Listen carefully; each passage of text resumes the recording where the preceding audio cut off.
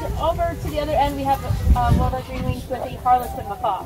Now, harlequin is not an actual breed; it's actually a hybrid. She is a cross between a green wing and a blue and gold.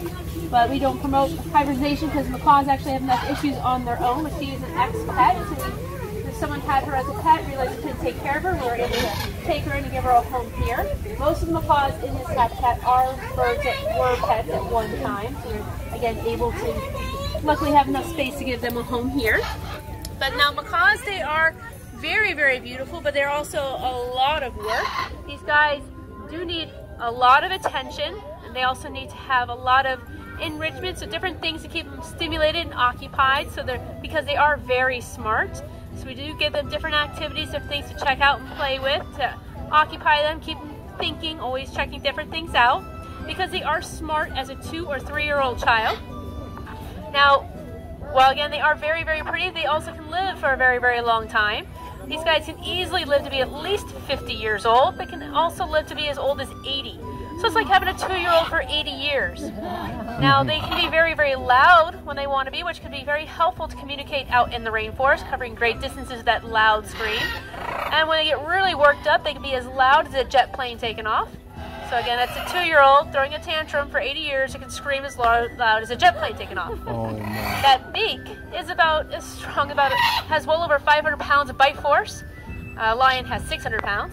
Now these guys can snap a broomstick in half, and in the wild they're going to be using that strong beak to crack open very hard Brazil nuts, macadamia nuts, gouging out trees to make nesting holes. So they're going to be utilizing that beak, and you can see some of their handiwork here in their habitat where they've been chewing on the branches. We do routinely replace those, so they are welcome to chew on it as they like, but again, it's kind of showing how well they can work that beak.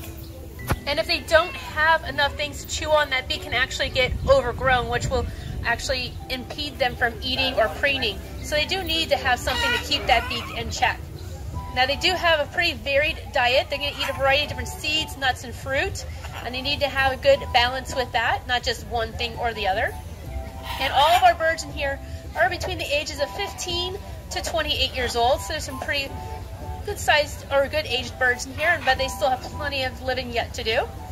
Now, a lot of people will get a parrot thinking, oh, they're going to copy all my words, they're going to be mimicking, saying hi all the time. Some of these birds might say hello, especially the ones that used to be pets, but for the most part, they all just speak parrot. It's a choice for them if whether or not they want to mimic what you're saying, and usually they don't want to. Now, with the birds, they also can be very messy where they go to the bathroom, and they do go to the bathroom every 15 minutes, usually on the dot. But that can be very helpful out in the rainforest if they're eating seeds and stuff. It's going to pass through their system, and then where they go, they drop that seed with a little bit of fertilizer and help spread new trees. Not so good in your house. So again, with any pet, you always want to make sure you know exactly what you're getting into before you bring that pet home, to know how long it's going to live, what kind of care it's going to need, and if it has any special dietary needs or housing. Now, with these guys, one of their main threats out in their habitat in the wild is loss of habitat. They're going to be living in those rainforest regions, so they rely on a lot of those huge old growth trees for nesting sites and as well as food sources.